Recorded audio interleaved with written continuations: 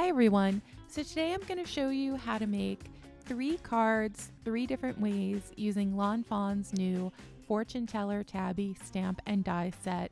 And we're also going to use the theater add-on for the shadow box die set as well. So first we're going to make a reveal wheel card. And the card is going to say, I predict your day will be very happy, super duper, or filled with smiles. And then we're going to make this light up card that says your future is really bright. And we're going to light up our scene with some LED stickers from Chibitronics. Finally, I'm going to walk you through how to make this fun fortune teller booth card using the theater add-on to the shadow box die set. Okay, so let's get started with card number 1. And we're going to do some coloring to start out. So for card number 1, we're going to make a reveal wheel, and we're going to start by coloring in our little fortune teller tabby in some yellowish orange tones. So I'm going to use my YR 21, 24, and 27 for the fur. And then I just added some rosy little cheeks with an R20. And I'm focusing the darkest parts of the tabby, like under her hat, the tops of her ears, the bottom part of her tail, and the edges of her hands. And I'm just going back and forth between those 3 yellow-red colors. And then I'm going to give her a little pink nose with the R43. We're going to color in the base of her crystal ball with some cool grays, C3, C5, and C7. And this is going to make it look like the crystal ball is sitting on a black base.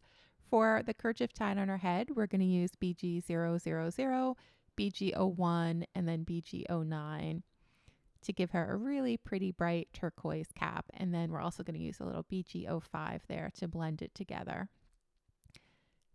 For the crystal ball, even though we're going to cut this out later, I thought it would be fun to color it in. So we're going to use BG000 around the edges, and then BG10 in the center, then a little BG0000 in the very center. We're going to, a little bit of magic there. Our tabby is anxious to get to work, I guess. So for the moons, I used Y13 and Y18 or Y19, either would work. For the little tablecloth, we're going to color it with V000, V01, V05, and I think we bring in a little bit of V06 at the end. So I want to make it look like there are folds at the end of the table. So I'm just following in the little lines in the image to just kind of darken up those edges so I know where to put my folds. And I'm making like a little, it looks like a little rounded L shape wherever I see one of those little lines leading up to the folds on the table.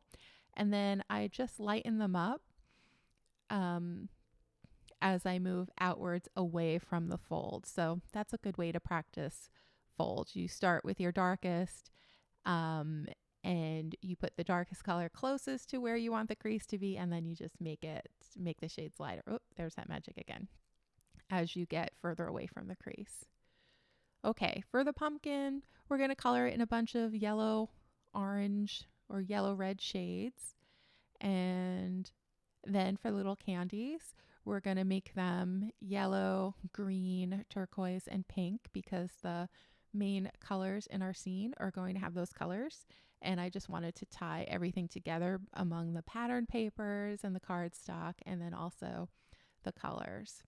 Now I'm going to take the die cuts and cut all these little images. The little pumpkin and the bowl of candy is from the Trick or Treaters stamp set that was released last year. It doesn't come with a Fortune Teller Tabby. Here I'm just taking the reveal wheel cutout and cutting out the crystal ball. Now we're going to work on putting together our reveal wheel, and I purchased the template to make it nice and easy to tell where to stamp our sentiments. And I'm just taping the template to my die cut to make it easier so that things don't slip around. These are going to be little crystal balls, so I'm coloring them in with the BG000 before I stamp my sentiment. And then I'm going to add some BG10 to the edges of our little crystal balls. I'm just going to put a little crescent shape on the right-hand side. Now it's time to stamp the sentiments. So I just took the little sentiments from the stamp set, put them on some small acrylic blocks, and I'm just going to stamp them with some black VersaFine ink, which is a nice black crisp ink. I've already finished my Copic coloring, so I don't need to worry about the ink smearing into the Copics. So here we have it. Here's our little reveal wheel, and then I'm just going to shade in the area between the reveal wheel so that as you're spinning the little track or the little wheel, you don't see any white space in between. And I'm just being careful not to go over the place that I had stamped because that is VersaFine ink, which will smear if it touches the Copic markers. Okay, so just finishing up this coloring here, and it's the same BG000 that we colored in most of the crystal balls with before. And then I'm going to add a little bit of sparkle. Probably didn't need to do this, but I was just, I guess, in a sparkly mood yesterday when I made these. So I'm just dotting my little glitter pen all over around the sentiments here. Being careful not to stamp on the actual words because I want them to stand out and be nice and crisp and black. Now I'm going to get this little reveal wheel mechanism, a brad, and then I'm going to attach that. And the trick here to making a reveal wheel, you want to make sure your little brad edges, or the feet of the brad, I guess, they should be on the side that your sentiments are on. So see those two little feet right there? You want those to be on the side the sentiments are. And then the little rounded part of the brad will be where you attach your little foam dots. And this is going to be the part that attaches the reveal wheel to your card panel. So I'm just taking these tiny little foam dots that I think I bought a long time ago, and they're just perfect for these reveal wheels. And I'm going to attach them to the back, making sure that they don't touch the brad or the other larger circle behind it. Now we need to line everything up, and to do so, I'm just going to take my front panel and line that up so that the reveal wheel template, the little score lines match with the edges. You can actually see them when you have the die cut in front of you. And then I'm going to, using my front panel as a guide, just attach that right to the back panel. And since the front panel and the back panel are the same side, it makes it easy to line up. And then there we have it. Our reveal wheel is attached. Now is the fun part. We get to decorate. So we're going to put a little wood grain floor into our little fortune teller den, and then we're going to take some glitter curtains that I die cut using the Shadowbox Theater add-on and some Lawn Fawn glitter paper that was released, I think, in the spring or the summer for the curtains. And then we're going to add our little tabby right in the center, lining up the hole in the cardstock with the hole in the little crystal ball. So I'm just adding some little ties to the sides of the curtains, and these die cuts are also included in the Shadowbox Theater add-on. And the paper, the pattern paper in the background is from the new Fall Fling pattern paper 6x6 collection. This sentiment is from the Fortune Teller Tabby. It says, "I predict your day will be," and I just embossed that with some white embossing powder. And then the answer is going to be in the little crystal ball. And so we're going to have these three choices of "you're very happy," or "I predict your day will be very happy, filled with smiles," or "super duper." I'm going to go back to those little foam dots, and I'm just going to add them around the reveal wheel, making sure not to touch. So that's why the multiple sizes of foam circles comes in handy here. Now, one thing I just want to point out is that you want to make sure whatever size foam tape you use to attach your reveal wheel onto the backing is the same one you use to pop up the front panel. So if you were to use the typical green foam tape here, the 3M foam tape, it's not going to match. It's not going to match the depth of the foam circles. So if you use little pieces of 3M tape behind the reveal wheel, you'll want to use that same thing when you attach the front panel. If you use foam dots to attach the reveal wheel, you'll want to use the same foam dots to attach the front panel. So just remember, like is like, whatever foam tape you use, you should use it consistently throughout to make a reveal wheel card. All right, so now while I was talking, I guess I finished up my card and added all the different little cute pattern papers together to come up with this little design. And now we're just going to add some finishing touches. So I thought it would be nice if she had some candy available for her visitors, and if she decorated her little fortune telling den with a pumpkin. So that's why I added those. I also added the arrow to the right side so that the recipient knows to turn the little wheel here. And there we have it. So there is our first card, our little Fortune Teller Tabby reveal wheel card. I just love this. I think it's so cute. And now it is time to move on to card 2, which is going to be our light up version. For the light up version, we're going to start by figuring out where we want our little crystal ball to go on the front panel. And so I lined all that up and then I ran it through my die cut machine. This black glitter paper is going to be our front panel. And then I am going to line up the front panel with the back panel and just stencil in where our crystal ball is going to appear. And the front panel and the back panel are the exact same size. I'm also going to draw on where I want my little push me button to go so that the recipient can activate the light up mechanism. So that dot in the center is where the light is going to go. And now I am just drawing on the little map so that I know where to put my 2 little strips of copper tape that I'm going to need to activate the battery. And so the reason that I am working in right angles is because we're going to have to bend the copper tape here and there. And by working in right angles, you make it easier to bend the tape. So the pluses on the right side is just to remind me that that's the positive side of the battery, and the negative sign is to remind me that's the negative side of the battery. So I just cut out a little piece of paper to encase our battery, and I'm just going to attach that piece of paper right to where we drew in our little circle for where the battery is going to sit. And it's important to place it so it opens up like a book.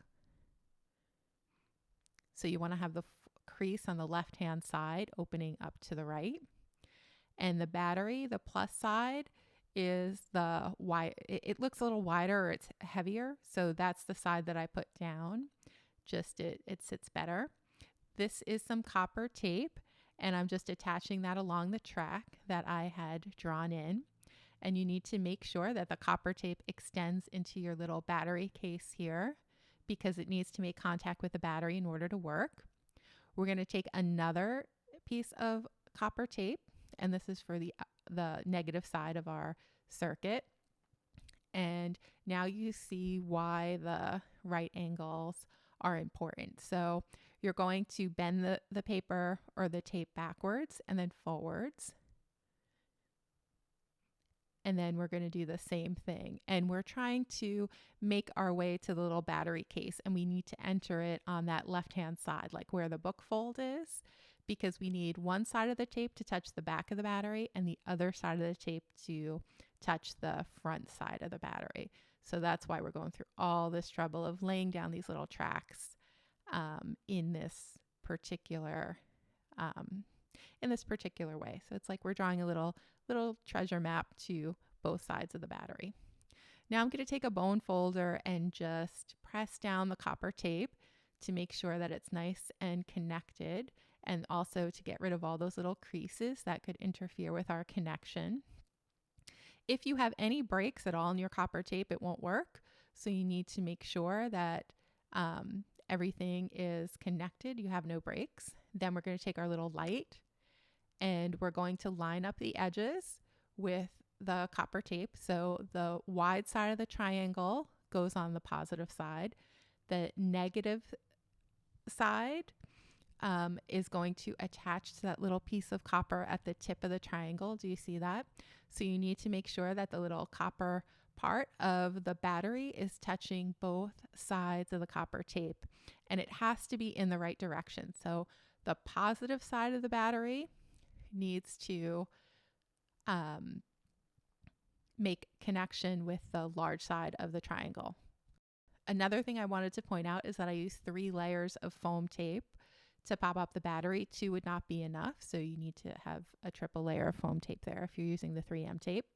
Now we're going to decorate our front panel, and we have our little tabby situated in the center. We're going to stamp on really bright. I thought this was the perfect sentiment for this card, since it says, I think it's going to say, your future is really bright, and then it's going to light up. And I just, I didn't have a wavy banner, so I just took a circle die and then cut it in half and kind of hung it from the top of the card here, just because I couldn't figure out how else to get that sentiment onto the card base. I think it works okay. The curtains, I cut them out on red cardstock and then just added some Copic coloring to the edges to give them a little bit more dimension. And then here is the sentiment from the Fortune Teller Tabby set, and I just cut it apart so that we could add it like word by word there. These little stars are from the Shadow Box Theater add-on.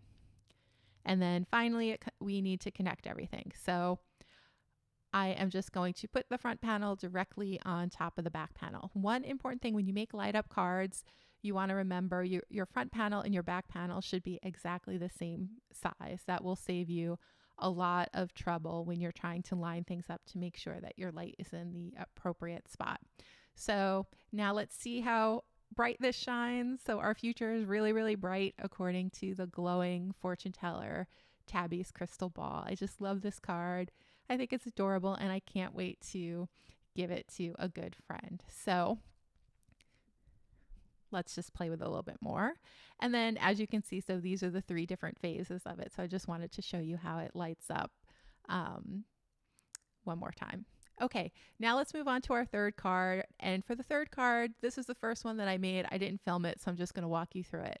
I wanted it to look like the little tabby is in a fortune teller booth. So I just took the die cut from the theater shadow box add-on and put it into the center of a piece of cardstock, and then just put the tabby behind there so it looks like she's in a little fortune teller booth, and then just added some of the little stars from the theater shadow box add-on as well. So real simple card. And then I decorated it, of course, with the Fall Fling pattern paper that was just released, and some chocolate bar cardstock by Lawn Fawn for that front panel. So that's all I have for you today, everyone. I hope you enjoyed this video. I hope you're having lots of fun with your Fortune Teller Tabby stamp and die set, and I'd love to hear from you in the comments what you're working on. And that's all I have for now. I will see you again soon in the next video.